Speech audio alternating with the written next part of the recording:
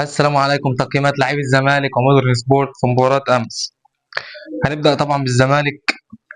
حراسة المرمى صبحي 9/10 على صد كورتين الصراحة، والجون اللي دخل فيه كان ممكن يتعامل معاه أحسن من كده، بس هو 9. عمر جابر 7/10، أداء عادي يعني.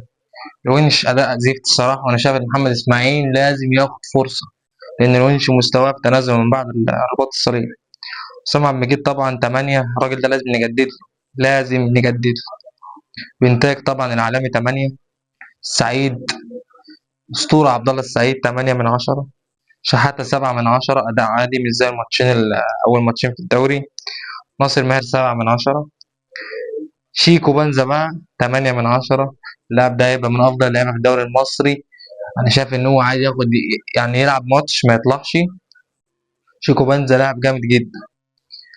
الدباغ 5/10، أداء عادي ومحتاج بس يجيب جون والتاني والدنيا هتشتغل معاه. ألفينا بقى، ألفينا ده نجم الزمان. يعني أنا خايف النادي الأهلي يشتريه في يناير، ولا يجيله عرض من قطر، ولا الكلام اللي إحنا عارفينه ده كله. ربنا يسترها يعني ونجدد له 20 سنة. اخوان 2000 10/10، ولو في اكتر من 10/10 كنت اديت.